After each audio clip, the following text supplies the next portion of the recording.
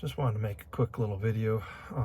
Probably add this into some more footage and run it with a regular video. But anyway, one of the problems that we've had with this truck since we got it was a brake light failure. Several times I wanted to go out plowing through deep snow, but not having a full set of taillights, I was concerned that if I did get stuck, the next thing I'd get was a ticket.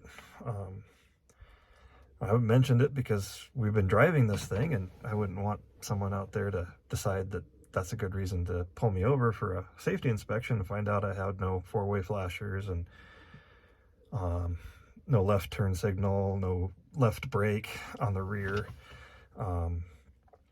Real problem with these trucks is that they're still in use, and parts have to be ordered through a military contractor. There are a few of them out there, and they do allow people like me to buy parts, and they're not necessarily cheap, but they're certainly not cheap. But it's a big truck. Everything's expensive. Anyway,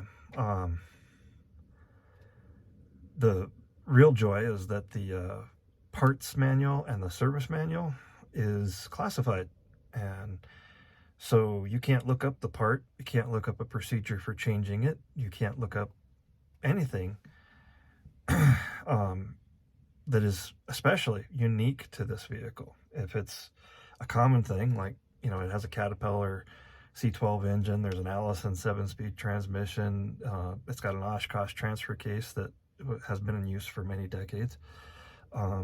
The brakes are all Halodex. I mean, you can figure it out with the help of a creative parts supplier and some time, you know, and you can get a lot of the consumable parts without a lot of trouble.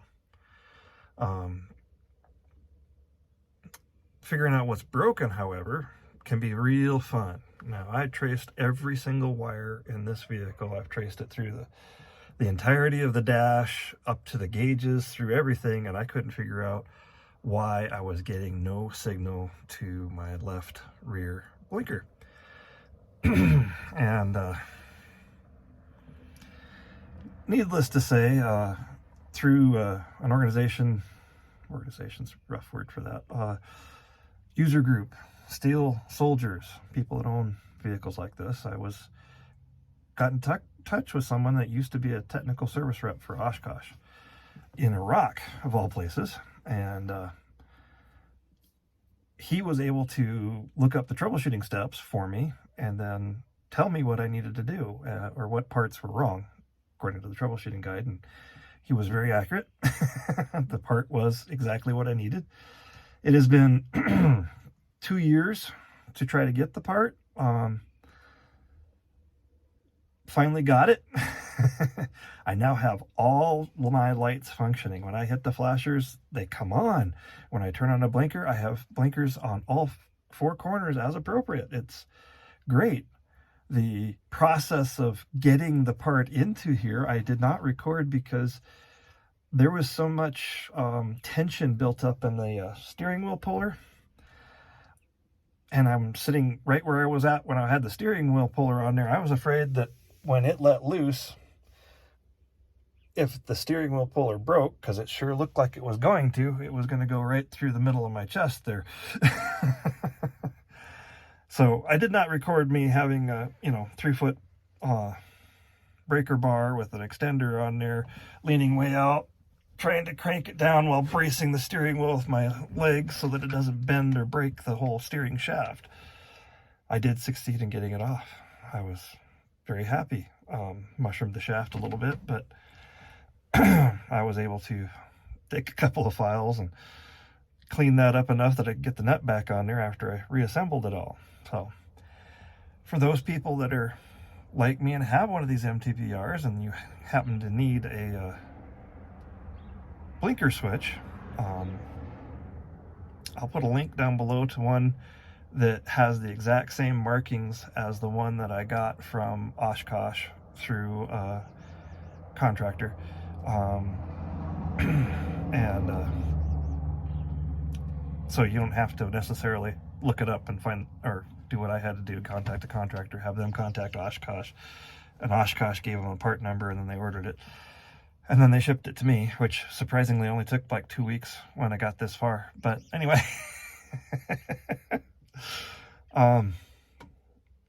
needless to say, the part was marked with the manufacturer's part number and the manufacturer in this case was TRW. So there is a civilian equivalent. Surprise, not really. Most things in this vehicle are the same as they would be in civilian vehicles.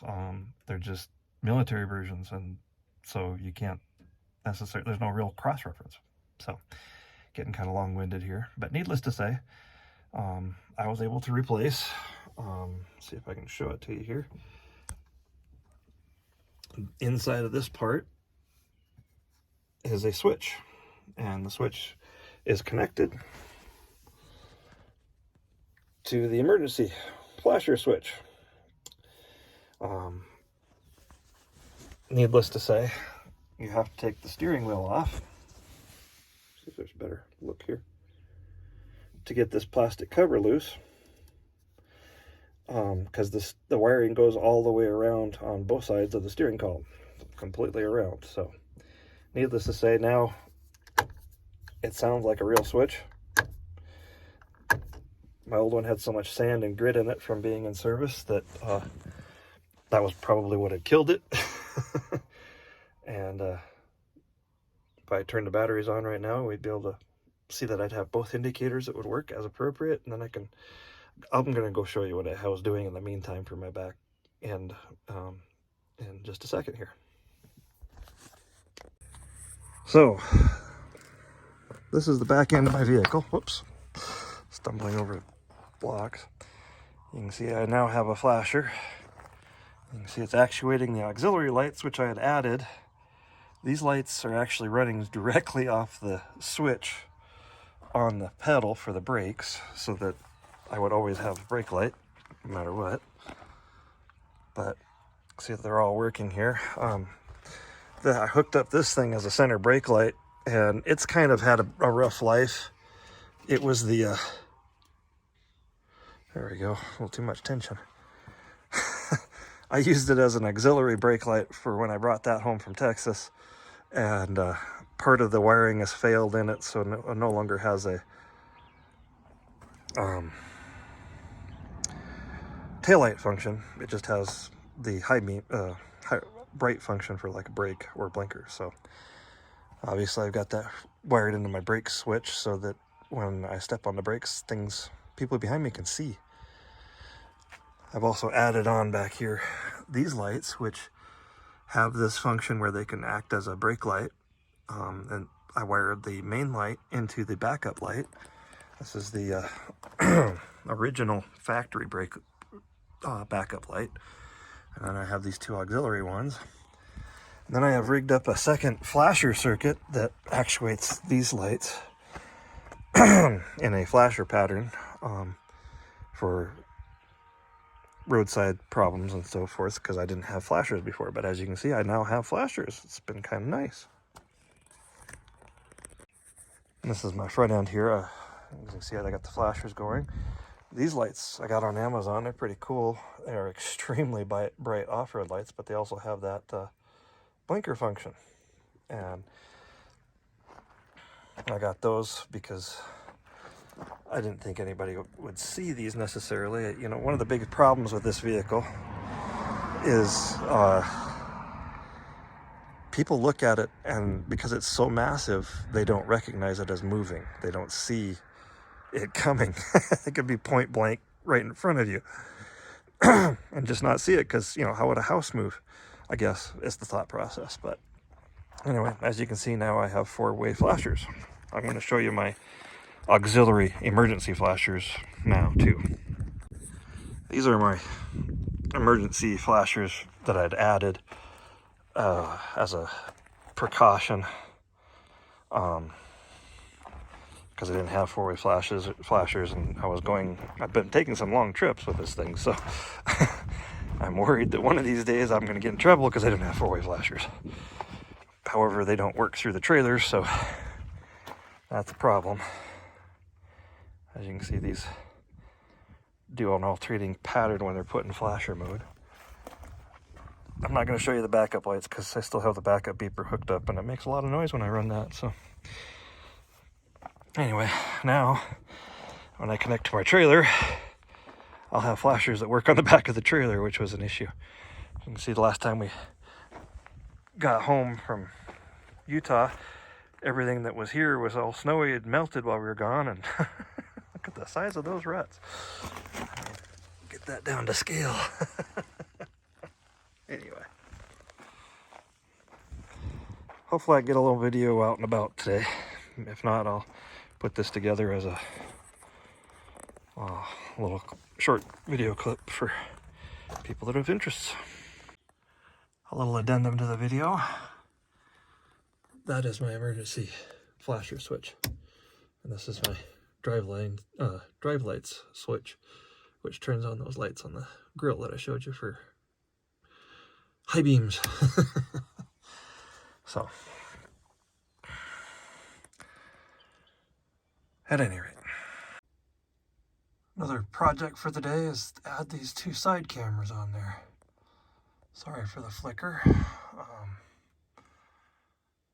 Thinking I like the positioning on them. We'll have to see how it looks in practice. Well, this piece is going to, a little bit of video is going to be added in with some other video. I'm installing what is a super nice luxury for those of us that live north enough that snow builds up on our windshield. That's kind of nice. They've got this nice little clip that goes into the military style wiper and with nice stainless hardware. It's supposed to be a silicone blade, supposed to last for a long time. So I just got the screws finger tight in there, and I guess I shouldn't do it quite like that, but there they are, the nuts on the other side. And I've got a little package down there on the footstep, way down there. That's the electrical to hook it up. So started out making a video about one thing, and it's going to end up covering 2 or 3 different things, but there we go. I'll show you what they're like when they're done.